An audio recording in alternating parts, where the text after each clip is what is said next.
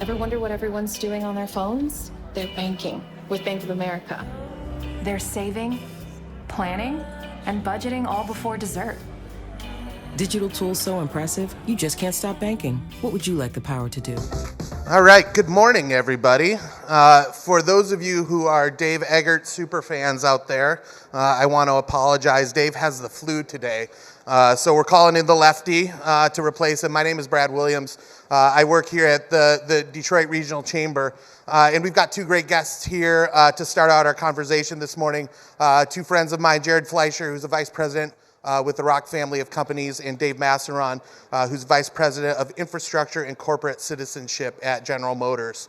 I want to spend some time, thinking about, we all wish that the Lions season could have lasted a couple more weeks, right? But as I think about this last fall and winter, it's been really fun to be a Detroiter wearing our Honolulu blue, and there's been so many great games on national television, and Detroit has sparkled on national television like never before.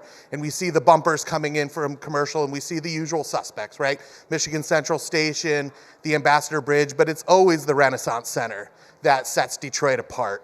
It's one of the cultural icons that always makes you know you're looking at Detroit. It's as much a part of the nation's view of Detroit as Jared Goff and Coney Dogs.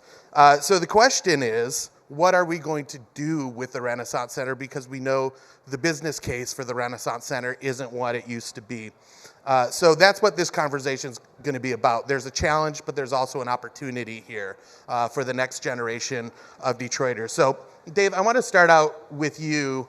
And before we look forward, let's look at GM's role in the Renaissance Center. GM bought the RenCen in 1996. What was, considered to be a building that was closed off from the city. You spent $500 million on a renovation and opened it up to the city, built the Winter Garden, I think, by all measures, improved the building considerably. So leaving the RenCen for GM is not a decision that I'm assuming you took lightly. Can you explain to the people who are listening right now, what went into that decision?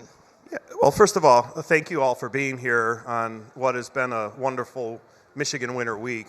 And I'm sorry to hear about Dave. We'll catch him next time at this event. So let me start first by talking about the business, and then we'll talk a bit about the RenCen. So when we talk about the business, GM is really driving jobs, innovation, and U.S. competitiveness globally.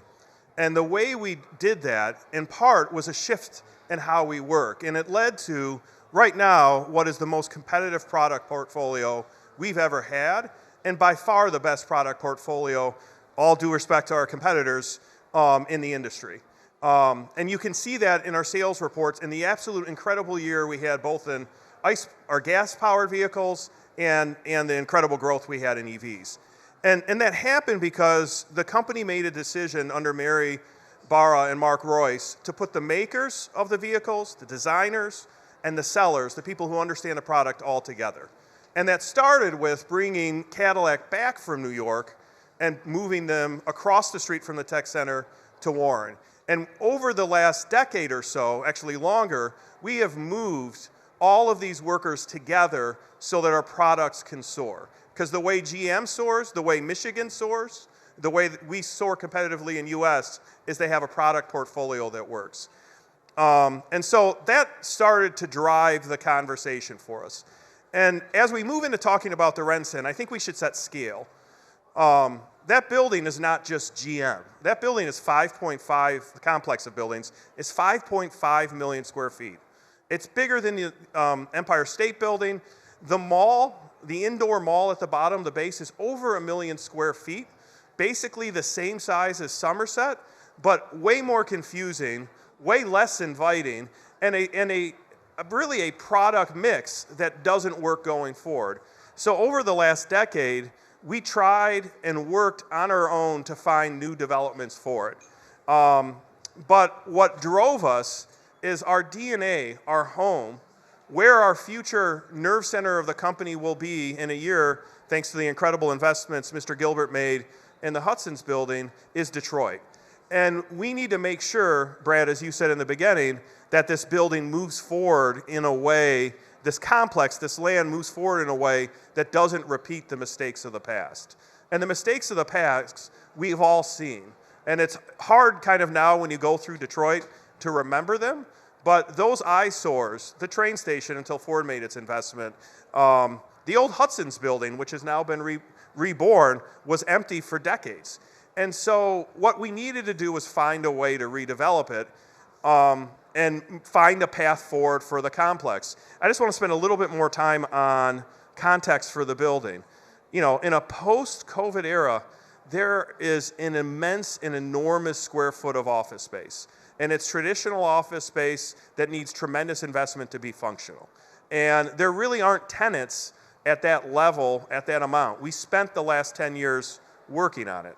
And as Brad will talk, or probably Jared more than Brad will talk in a little bit, the cost of converting residential is not, it's not cheap. And there's no projects in the city that are done without some form of public assistance. So all that culminated a 10-year process of us saying, you know what, we need a nerve center for the company in Detroit, which was the Hudson's building, and we need somebody who is expert at, better than anyone in the country, at redeveloping assets that have value but need to be redeveloped. So we partnered ultimately with Bedrock and said, let's see if we can figure this out together. So, Jared, not everyone in this room has had the same privilege. We've had to sit down and talk to you and get a detailed vision of what this project's going to look like. But I think every Michigander probably has an opinion on the RenCen, right? So can you give the folks in this room, and we don't have the time to get the level of detail you gave us, but the vision for what this project looks like? It's not just tearing down the towers, right? There's more to it than that. Absolutely. So, as Dave explained, the Renaissance Center today is obsolete, and it embodies many mistakes of the past. But it truly can be transformed into something special and extraordinarily positive for the city and for the long-term development of Detroit's international riverfront. And that's the vision that we are collectively putting forward. So, we need to right-size the Renaissance Center, and we need to make it open and accessible. So the first move is removing that podium. I'm sure everybody here who knows the Renaissance Center knows the rat maze, for lack of a better word, that is that podium. That's impossible to navigate. That podium also is an imposing Berlin Wall type structure that disconnects downtown from the riverfront. We remove the podium, we open the site, we reconnect downtown to the riverfront, the sight line from downtown to the riverfront, and for the first time in 50 years, you'll be able to walk right up to the front door of the towers. The second move in right-sizing the Renaissance Center is removing 2 of the office towers that could never be full again of office tenants for the reasons that Dave explained. There's just been a fundamental change in our world. There's never going to be demand for that much office space. To convert each one of those towers to residential is about $500 million. It's beyond reach to do it. So we right-size, we remove 2 of the towers, but most importantly, we take that space, we reclaim that space, and we give it to the public. So there will be a signature public park there at the foot of the riverfront, modeled on Chicago's Millennium Park.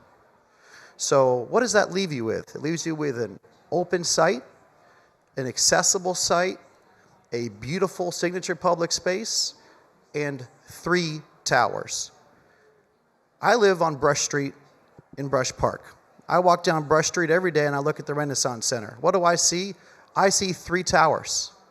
Because today, the Renaissance Center, the towers that are on the side, are right in front and back of one another. From virtually every angle that you look at the Renaissance Center, you see 3 towers. This vision preserves the essence of the skyline, which is so important to Detroiters who have pride in their skyline and love for their city. It preserves the essence of the skyline. The center tower will be redeveloped as a reinvigorated hotel with 200 apartments on top. Tower 100 will be converted to about 400 apartments, and it'll be mixed income with affordable housing. And Tower 200 will remain an office tower. So instead of the imposing, empty, obsolete Renaissance Center that we have today, you'll have a site that is open, that has incredible public space, that has housing, and that perhaps as importantly is going to be adjoined to the 21 acres that today next to it are just surface parking lots, will be redeveloped as a Navy Pier-like family-friendly entertainment destination to drive economic growth, to drive tourism, drive visitation to our city. We think it's an incredibly exciting, extraordinarily positive vision. So let's talk about the mechanics of how we do this really quickly. There is, a significant private sector investment from both General Motors and Bedrock to make this happen. There is a request for public funds as well, $100 million from the city and $250 million from the state. And the state portion of this seems to be the bigger political challenge.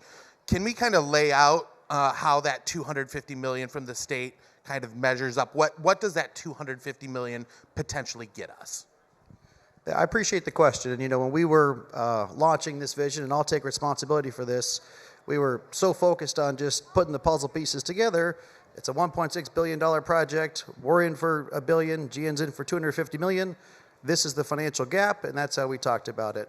It was a mistake on my part to talk about it from this is the number rather than this is the policy and this is the use of the funds that we're talking about. So the use of the funds, I described, all that public space. There's about $137 million of purely public space as part of this project. I didn't mention for folks who've, crossed from downtown to the Renaissance Center across Jefferson Avenue, it's a game of Frogger, if anybody's ever done it. As part of the plan, redo that intersection, have a pedestrian promenade all the way down to the riverfront, truly public infrastructure. And then none of the money would go to demolition. All of the money would go to public infrastructure and to redeveloping an obsolete building into something special. The final thing I want to say is there's no ask for anybody to write a check, and it was my fault for giving the impression that that was the ask. Rather, what we're trying to do is to reauthorize or re-up the transformational brownfield program, which is made for bringing obsolete buildings, contaminated sites back to life. It was made for projects like this. It is smart public policy because there's no money on the front end. Folks have to invest all the private capital, and then the reimbursement from the new taxes that are generated comes on the back end. So it's 100% performance-based, right? If you don't do anything, you don't get anything. If you do half of what you're going to do, you get half. It's 100% performance-based, nothing on the front end, and 100% need-based because in order to get approved, they have to underwrite the project, do a financial analysis, and say, yes, the project needs this to be viable.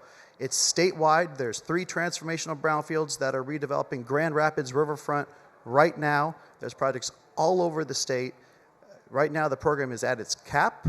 There's projects from Grand Rapids to Muskegon, Traverse City, Dearborn, Sterling Heights, and the Renaissance Center that need this program to live on, and that's really what we're focused on. I will note that the program was enacted under a Republican governor with a Republican House and a Republican Senate. It was extended in 2023 under a Democratic governor with 90 bipartisan votes in the House. It was our fault for giving a misimpression of what the partnership we're seeking is. We think it's a very sensible partnership to continue a very successful, very smart, very fiscally responsible statewide program. Great, thank you. Dave, we've got 60 seconds left. It goes fast. It's hard to follow, Jared. I guess what I want to know is what do legislators and the public need to know from a GM perspective to help move this ball forward? I think we've tried to, and again, I'll agree with Jared. The rollout of this didn't necessarily convey ultimately what we're trying to do, which is we're trying to situate the city for the next 50 years. We're trying to situate the most important parcel of land in the city for the next 50 years. And in that vein, GM has said, we're not in this to make a profit. In fact, it costs us more. For those who don't know, one of the towers is up for bid that we don't own. The minimum bid's $2.7 million, showing there is an actual market for this to be sold. The problem is if we sold the building without a developer like Bedrock, I'm not sure that we wouldn't repeat the sins of the past, and GM's not interested in that. So from the GM perspective, this is a civic commitment. It's an idea that this is our city and we need it to thrive, and this is the best way economically for the viability of our state, for the growth of our state, to situate the city itself, the state itself, for the next 50 years. Great. Dave, Jared, thank you very We have much. 4 seconds left. Oh, no, we're over by 4 seconds. I take it back. Yeah, we're Take it over back. by 4 seconds. Thank you very much for being here. Thank you, everyone, for sitting in. Hope you enjoyed the conversation. Hope you enjoy the rest of your day. Thank you. Ever wonder what everyone's doing on their phones? They're banking with Bank of America. They're saving, planning, and budgeting all before dessert. Digital tools so impressive, you just can't stop banking. What would you like the power to do?